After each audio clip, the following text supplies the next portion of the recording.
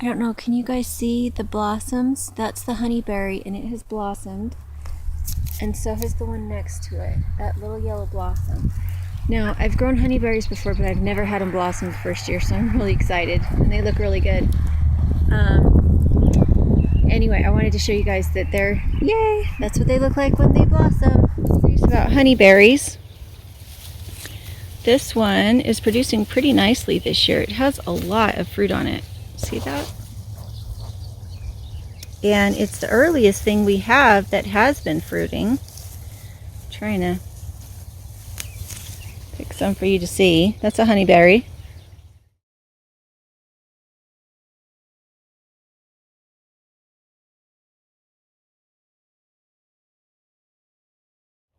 Hey guys, this is the year. Honeyberry USA, you sent me honeyberry plants. How many years ago? 8 years ago, and today is the day. We have so much fruit on our 2 honeyberries that it is competing with our serviceberries and with our cherries as far as what it's feeding us this year. So for those of you who are curious about honeyberries, I'm going to show you the fruit and try and describe it to you. I do permaculture, and so my bushes are not out in the open and exposed. I think that's one of the reasons why birds do not eat all the fruit on my trees. I have my fruit bushes scattered in among all sorts of other bushes, and so we always get to eat our own fruit, and the birds don't kill anything. So this is one of my honeyberries. I'll try and show you just how loaded it is. So for those of you who live in an alkaline climate that is very, very cold, honeyberries are the fruit for you. And that's because they like cold weather. They're down to like -40 degrees Fahrenheit. They will still survive and thrive. These are almost up to armpit height on me now. I am going to come in and cut back some of these roses because I do think they're just a little bit too much competition. But yummy. They taste like a very flavorful blueberry. And then I've got another one over here. Right here. I thought these ones were just a little bit sweeter. But we have had a lot of rain this year. And if you overwater fruit, the flavor's not as good. So I've got my watering system on right now. I've got some other trees planted around the honeyberries. And this is what we're doing this morning, is finding yummy fruit. So there you go. Honeyberry USA, that's where I got these. I also got my cherry. Where's my cherry? There's my cherry. My carmine cherry, I got it from Honeyberry USA, and it's also a very cold tolerant cherry. It's more of a pie cherry than a fresh eating cherry, but it's just loaded, absolutely loaded with fruit. I have it under a weeping willow, I have it in with roses, I have it in with all sorts of other fruit bushes, and it just survives and thrives. So Honeyberry USA for alkaline, really cold weather fruiting plants. And thank you so much for sending me these plants all those years ago. These cherries have been doing well for the last 4 years. They have been putting on lots of fruit the last 4 years, but the honeyberries have been putting on honeyberries kind of a little spottier. It takes them a little longer to get established. So both of them are fantastic. Both of them are amazing. Go check them out. I was not paid for this. I was just sent fruit bushes a really long time ago. So thanks for the support, guys. I'll put the link in the description. Talk to you later. Loaded. Come try them right here. Can you see them? Oh wow, these are early. They're good. They taste different from the serviceberries. There's another one over here.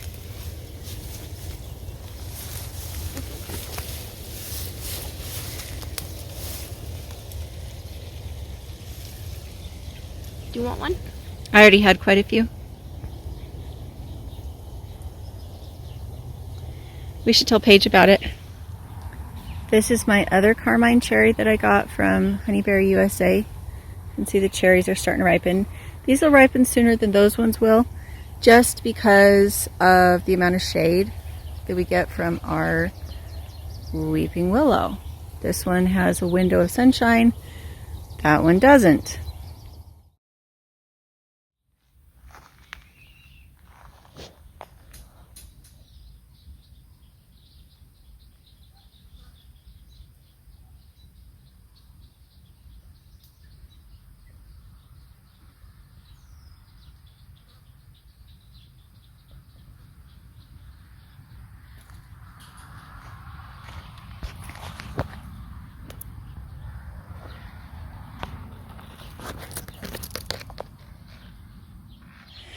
This is what that carmine cherry looks like.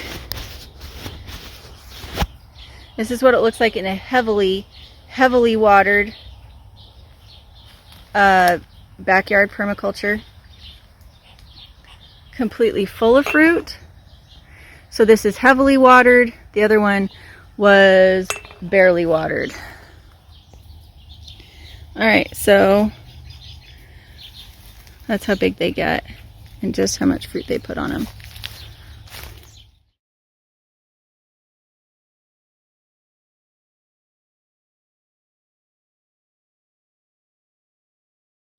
Hey guys, while I was out here talking about the honeyberries and the cherries, I totally spaced that I've also got serviceberries and sea buckthorn.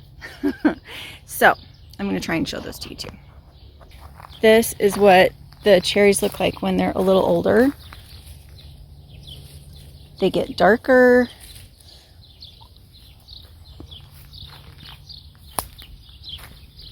I like them when they're not quite so dark, when they're still like red. There's something that kids would like to eat if they're not used to really sugary fruit. My kids like them, but I know that not all kids really are into that. So this is a month later since the last one that I made, and you'll see that the plants look better at the bottom. There's not as much grass, and the reason is we have little soy sheep. Where are you guys? And the soy sheep, when they're babies, are so short that they can graze safely in among the fruit bushes without hurting anything.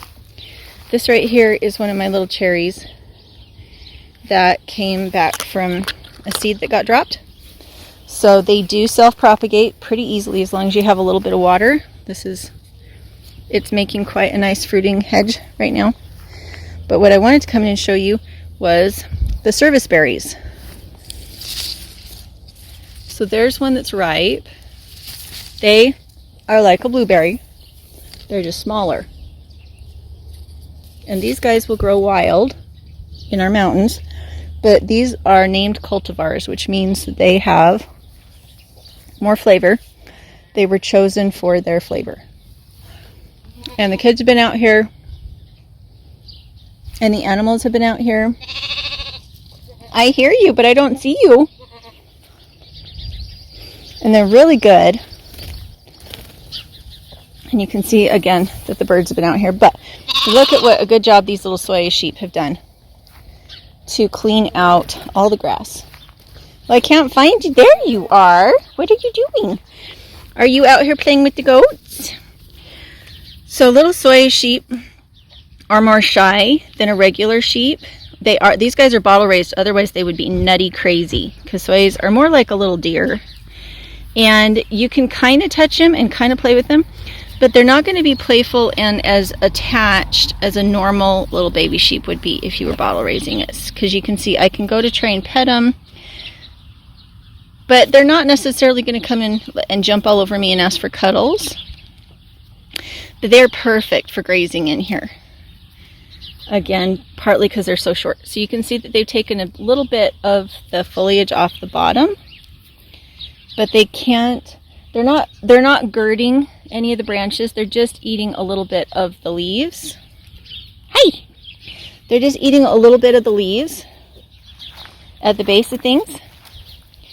And so they're doing what a goose would do. The one difference is a goose, see this was a new little crabapple tree, and they have defoliated it to the point that it's going to die. And so if I have any new seedlings in here that came from seeds dropping, these little babies are going to eat them. So the birds have already been to these trees. I have other trees in other spots, but these are the serviceberries that I got from Honeyberry. This is a serviceberry, and this is a serviceberry. I left the weeds with them this year to protect them from the strong heat. And I also put fava beans in with them to give them nitrogen. So each one of those little white blossoms is going to become a serviceberry, Juneberry, Saskatoon, whatever you want to call them. They're like a blueberry, and except they kind of taste like a blueberry that tastes like an apricot. So they're really good, and they look really good, and the weeds protected them really good this last year. So good deal. And you can see these are quite large, and the birds haven't got to them yet. So I have them scattered amongst the trees all over the whole property.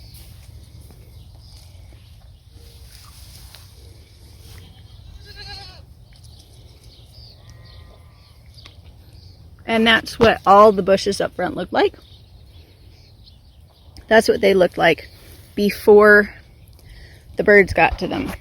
And again, I have lots of cherries all over the property. I don't have any one plant only in one spot. And this is one of the benefits, is that it takes all the critters time to find all the fruit. Okay, this is a sea buckthorn.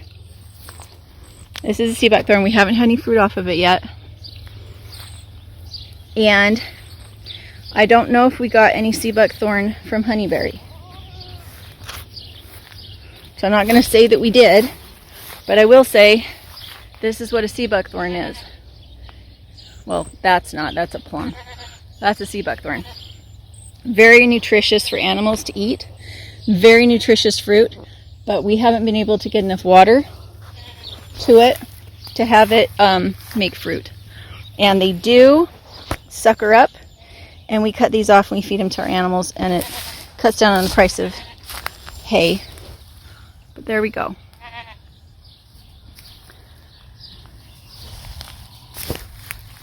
All right, so those are the sea buckthorns. Then I showed you the Saskatoon I showed you the Saskatoon serviceberries.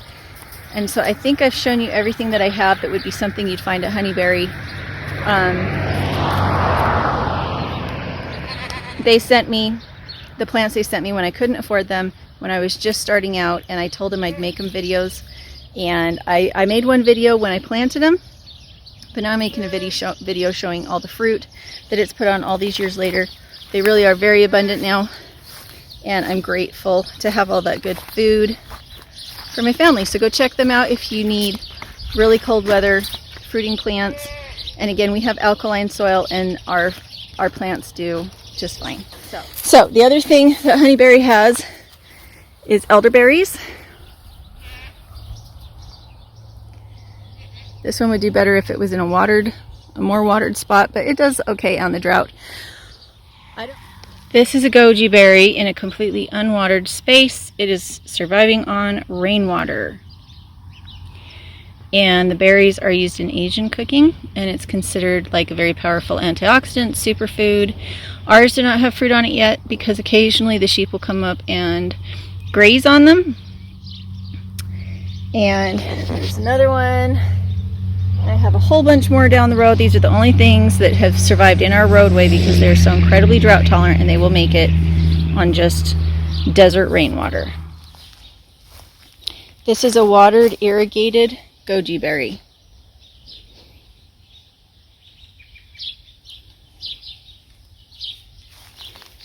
We still haven't had any fruit on it, but it's really getting somewhere. This is a watered, irrigated elderberry. You can see there's no dead sticks. It's just huge and beautiful. And so this is an Arctic kiwi. It is irrigated, and this is like its 5th year, and its first time to really put on new vines, but it tried to die And so it's a good thing we had water here for the elderberry, because having water here for the elderberry means that the kiwi didn't die. Okay, the next one is a golden currant. And it does get watered. I'm trying to see if I can find some of the black ones.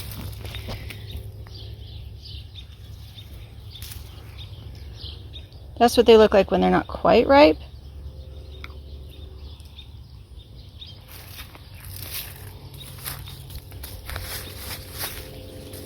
We are in the 90s during the day and in like the 60s at night. So the heat that it's showing is for real. Alright, so they're pretty heavy with fruit right now. I want to see if I can find some that were black, but that's what they look like. Golden currants, very, very, very heat tolerant. And yeah, that one was sweeter. Oh, there's a black one over there. Oh, there's a black one there. Alright, so there we go. There's the black ones. They're called golden currants. I think that's because of what the leaves look like in the fall, but I'm not sure. So drought tolerant. We have them all over our property. And in a lot of the spots that they're in, they don't get any water at all.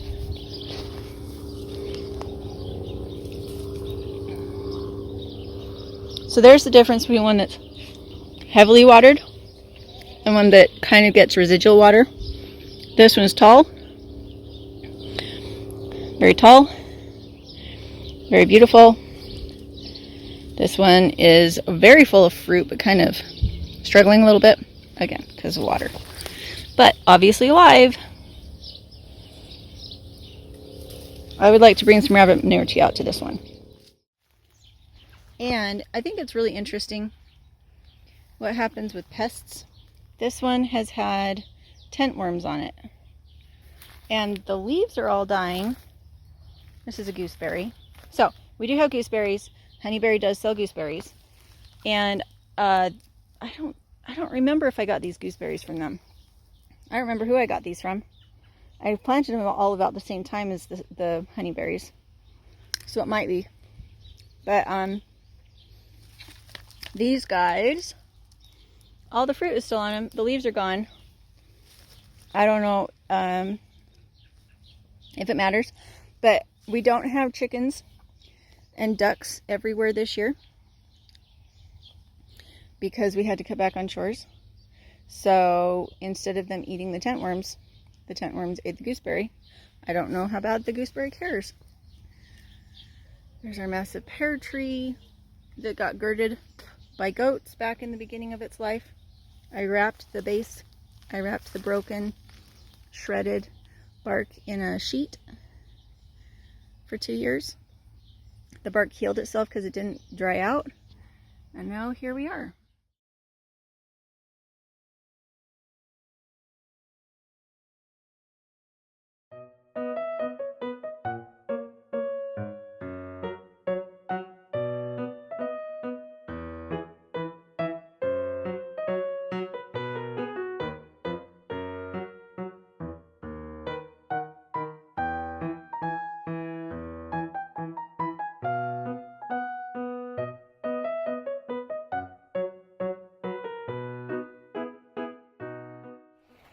Hey guys, so you can see we're back at the farm. I have my gloves.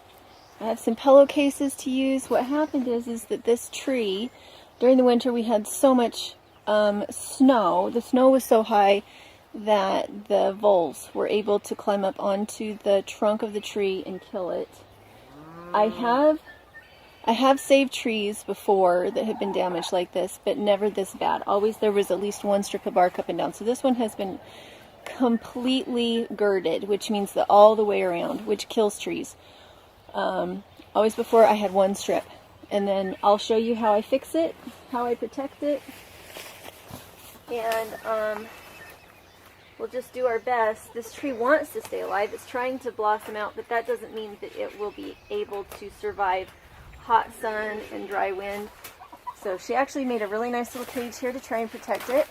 And I'll put that back on once I have fixed this. I'm going to cut this support. This tree has been supported for long enough. If I can find my knife. Usually I prefer a Leatherman, but this is an apple tree. It is a semi-dwarfing apple tree. And what I'm going to do, that one, even this one's pretty bad. I'm tempted to go and, I don't know. I'm not sure what to do about that particular spot. But what I'm doing is I'm covering the bark. I'm covering the bark, covering what is exposed that should be bark. I'm covering it so that when the wind comes up, we have, it's less drying, and also when the sun comes out, if you have that kind of underbark exposed, you'll get sun scald. So I'm not going to do this up so tight that it can't breathe, but I'm just going to loop it around just to hold it on.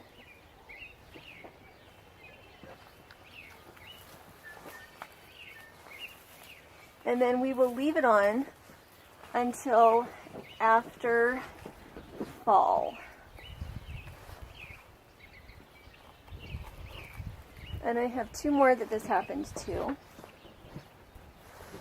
So that's just too bad that happened.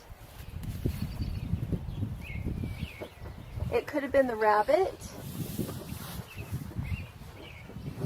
It's just really hard to know. It's hard to know what did it. So it doesn't have to be perfect. If it was voles, they can't get up here now. If it was the rabbit, she can't get in there now. So, good job. On to the next one. Okay, so this one is a little different. It has really low-lying branches, and the branches themselves have been damaged. I'm kind of thinking I need to just come in and clip these branches.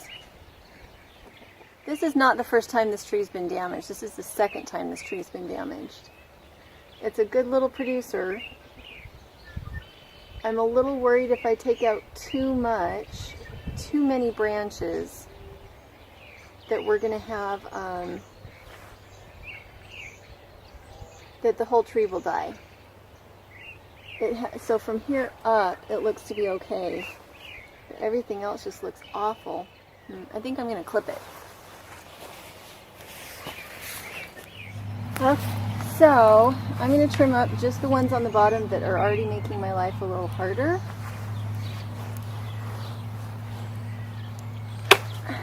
And then I'll go give these to the goats.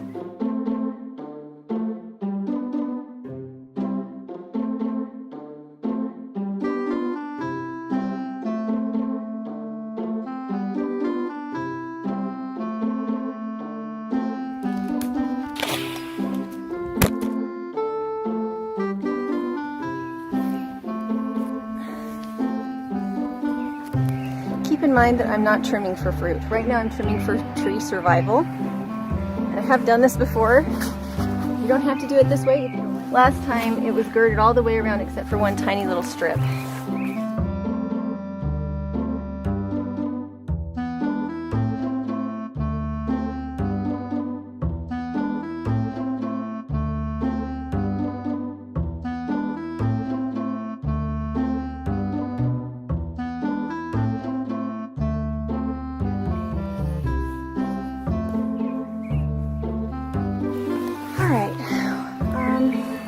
Now I'm kind of trying to decide if I want to tear the fabric up into strips or if I want to just try and put the whole pillowcase around.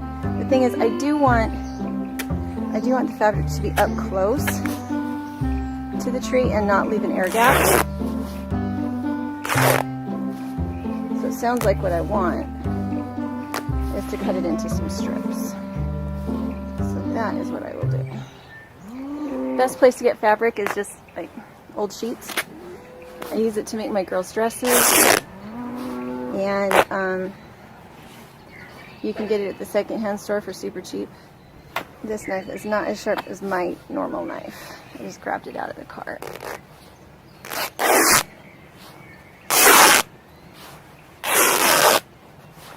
So I left that much, and now I'm going to come to the next spot and cut it. Because I still have all these knobs out here,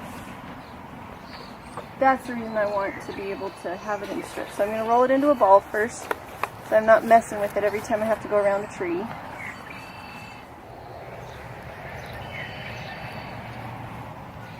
And I do it up pretty snugly because I don't want it to be gapping. Sometimes.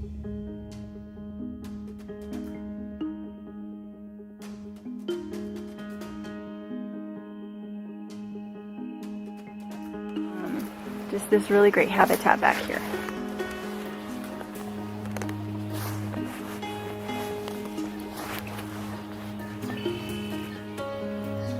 And from drying out too much. So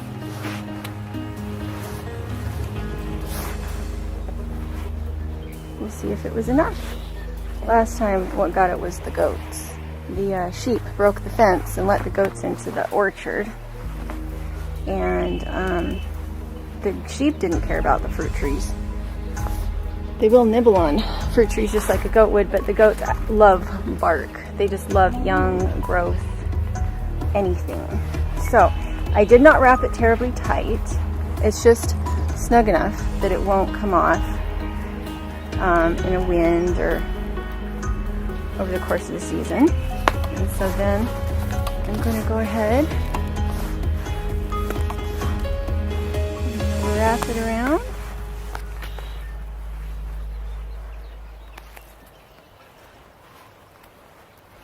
And then I'm going to go, just in case it was the rabbit, I'm going to go get a little bit of wire. Now, you see how this here is raised? Any fencing I put down, if it is the rabbit, she'll be able to get under that if she wants to. So I need to go clean all this up first. And then I will come rake this away just a little bit so that I can get this cage around it. There's the culprit. Right there. Hello, culprit. We ended up leaving her here because there was a gap between us being here and the renters being here, and we didn't want to butcher her. And so we let her loose in the backyard, and it looks like the only thing she did damage to was these apple trees. To all intents and purposes, we are going to try to save this one. So we will put a cage. It seems like this is the only plant that she's like able to kill. Everything else doesn't even look like she's really nibbled on it. So for some reason, these particular trees are her special treat. So I love these. This is garden fencing. I love it to keep poultry in because it's kind of freestanding. You don't have to worry a whole lot about it tipping over. If you use those foot push-in stakes, it works pretty well. So if she wants to get in here, she can still get in here. There is no question about that. Because she'll just push under it. But if our renter sees that, she can do something about it at this point. But there's so very many delightful things for her to snack on right now that I don't think that she'll be too insistent about getting into this. So I love these little push-in stakes. They're just God's gift to gardeners because they hold things really, really stoutly. And they're just really easy to put in. So, put one more in. If kids come running around the corner or something, it's nice to have these little stakes. Anyway, and I don't want them producing fruit this year where they will have been through a bit of stress. So I'm tempted just to take quite a bit out. Hi, kitty.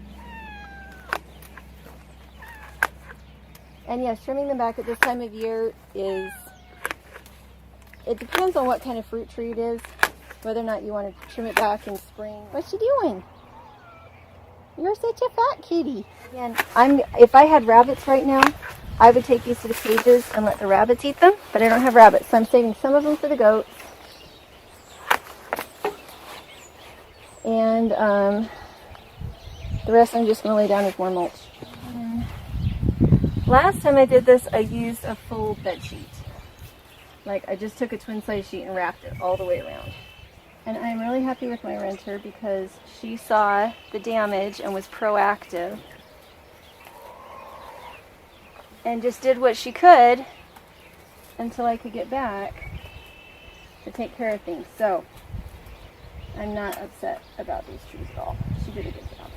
And we'll just wait until fall before we take anything off and we'll know. Because if you can see that the buds are coming out. See the buds? That's a live tree. Yeah. If what happens is that about mid-spring, all the leaves crumple up and the flowers and everything die, we'll know that the tree's dead. If the leaves live and it makes it through, then it's fine and it'll start to regrow bark. I've had it happen before. So that's what we'll watch for. And in the meantime, we will be planting a new orchard this spring because you need to plant every year.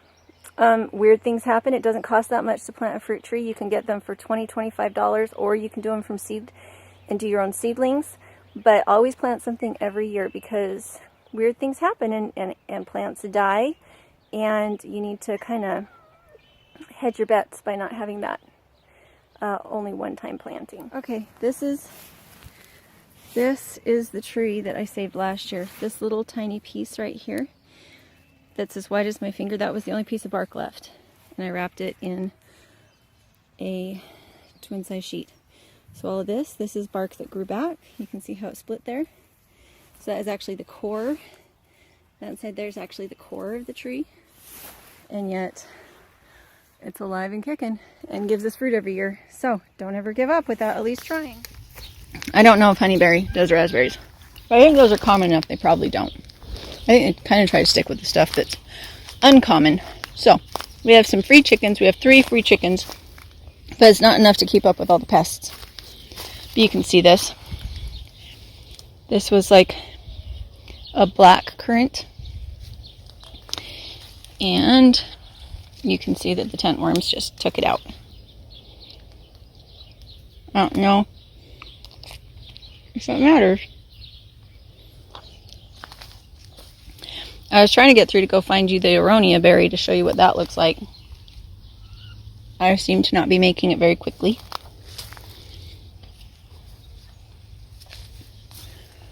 This is a Nanking cherry, which is a sweeter cherry. It's a sweeter cherry than the ones you get from Honeyberry, because those are more of a pie cherry, but they're still a bush. These ones are also good for, these ones are good for fresh eating, where the other ones are good for like jams and pies. Although my kids actually really like the others too. Try to show you some that are ripe. These are also very drought tolerant. Try to show you what they look like when they're actually ripe. That's what they look like when they're actually ripe.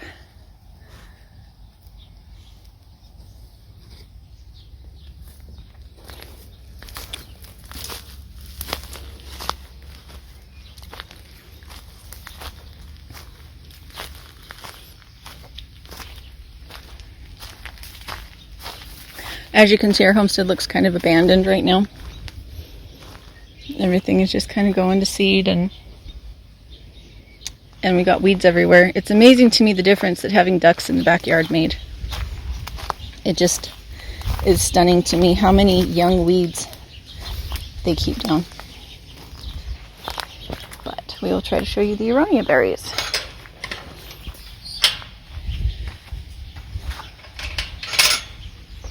Alright, these are more Nanking cherries.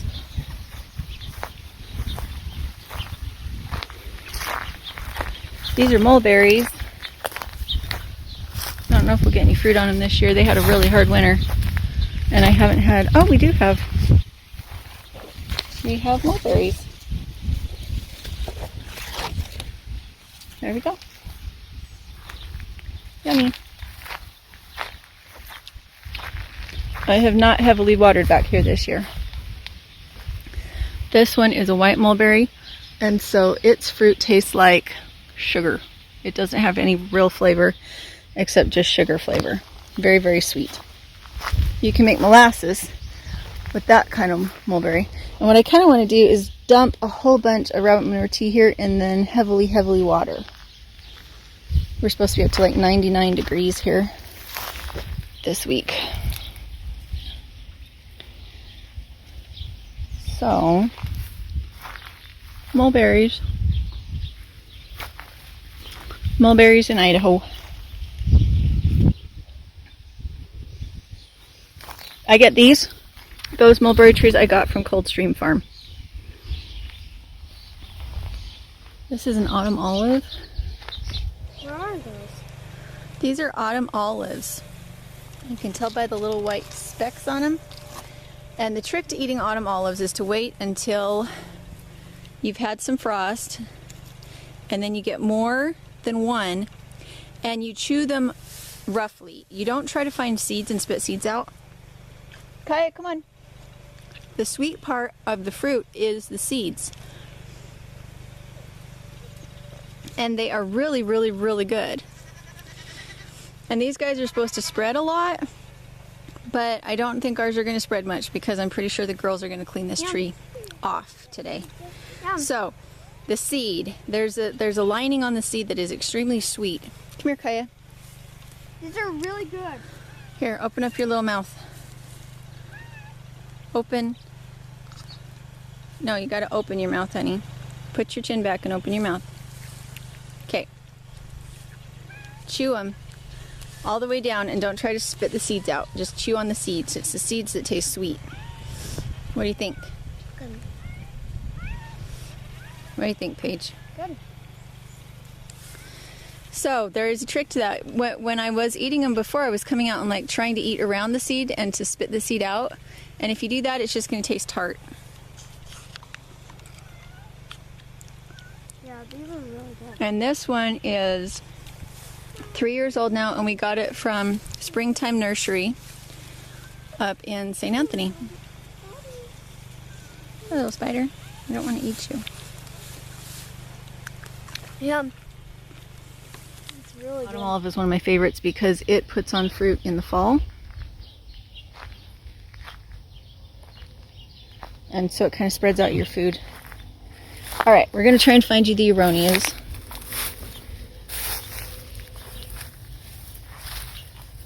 If I were to come out and harvest some of these weeds for the animals, they would really appreciate it, but I just never get to it.